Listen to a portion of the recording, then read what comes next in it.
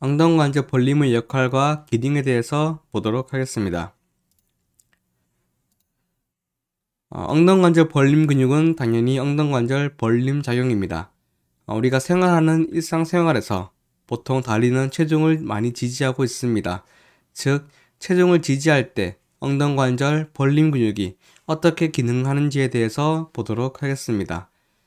다음 그림은 오른쪽 발로 한 다리로 서 있을 때 나오는 벌림 근에 대한 기능입니다. 우리가 걷거나 생활할 때 한쪽 발로 지나가는 경우가 있습니다. 즉 반대쪽 발이 흔들기나 스윙기일 때 반대쪽 발은 디딤기로서 한 발로 지지하게 됩니다. 특히 이런 한 발로 지지할 때 벌림 근육은 큰 기능을 가지게 됩니다. 다음 그림과 보게 되면 다른 거는 좀 무시하고 크게 두 가지 힘을 볼 수 있습니다.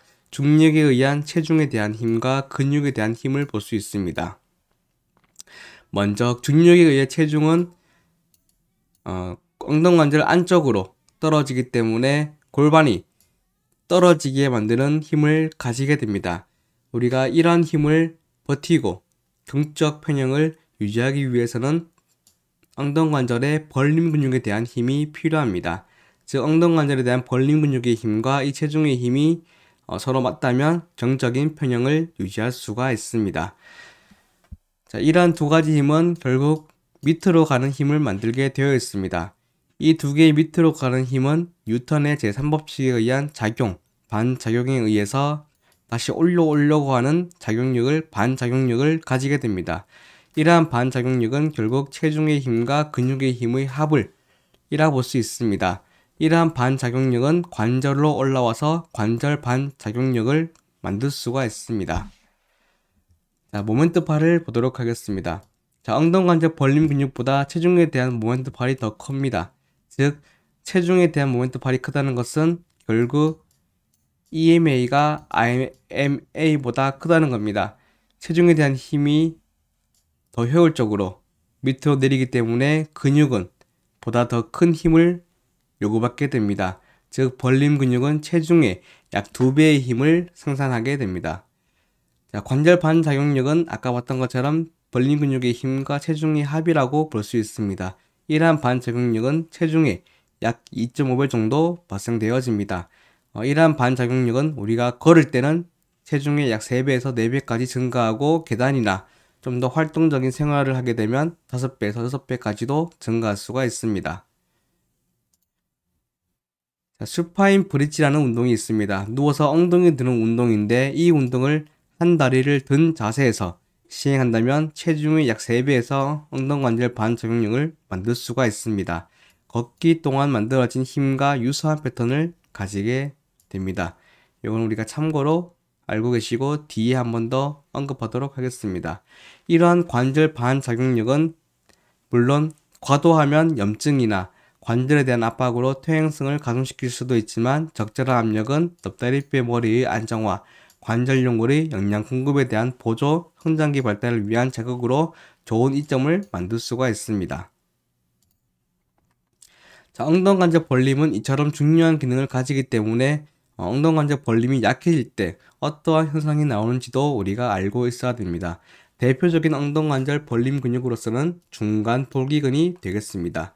이 중간 볼기근이 약해지면 트렌델렌버그 사인이라는 것이 나올 수가 있습니다. 트렌델렌버그 사인은 먼저 두 발로 선 자세에서 한 발을 들어주게 됩니다.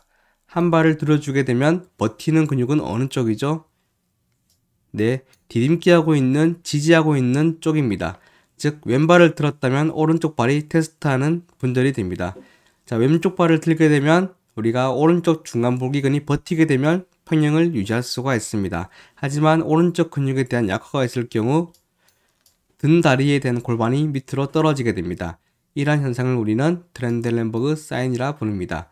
임상적으로 볼 때 이러한 현상도 있지만 우리가 걷거나 생활할 때 주로 평형을 유지하고자 합니다. 이러한 유지하고자 하는 특징 때문에 신체를 반대쪽으로 넘기는 트렁크 라테랄 플렉션이라는 동작들을 시행하게 되면, 즉 약화된 쪽으로 신체를 치우쳐진다면 골반을 올릴 수가 있습니다.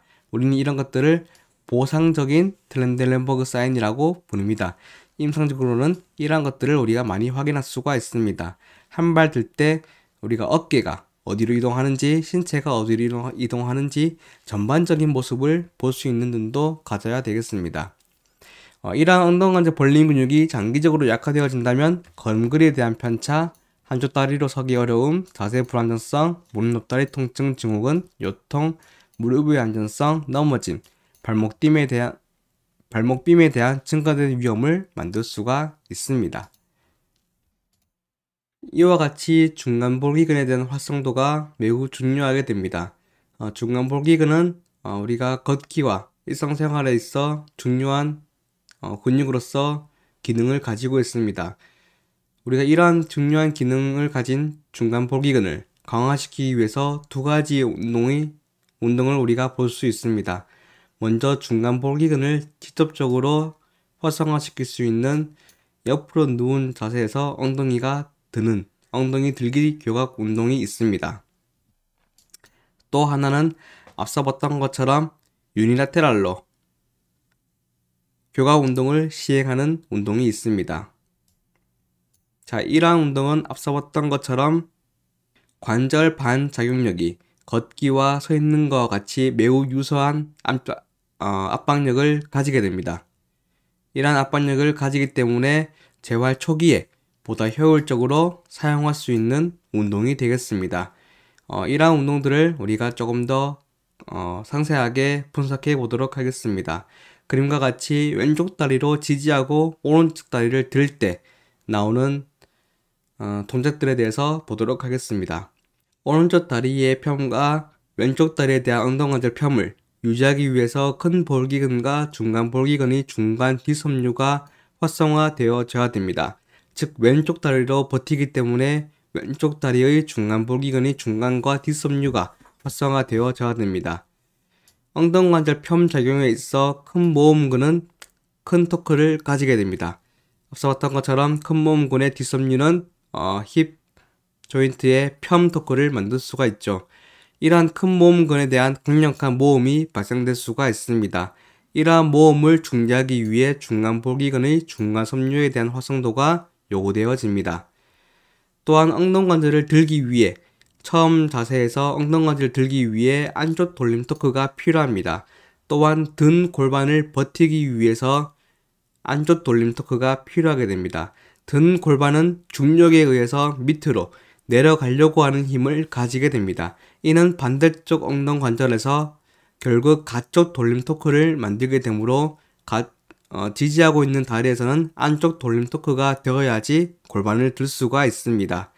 즉 엉덩이관절을 들기 위한 안쪽 돌림 토크와 반대쪽 골반을 버티기 위한 안쪽 돌림 토크가 필요하기 때문에 중간 볼기근의 앞섬유 활성도가 요구되어집니다. 또한 엉덩이관절 펴에 대한 큰 볼기근의 활동성으로서 가쪽 돌림 토크가 만들어지게 됩니다. 이러한 가쪽 돌림 토크를 또한 상쇄하기 위해서 중간 볼기근의 앞섬유가 활성도가 요구되어집니다.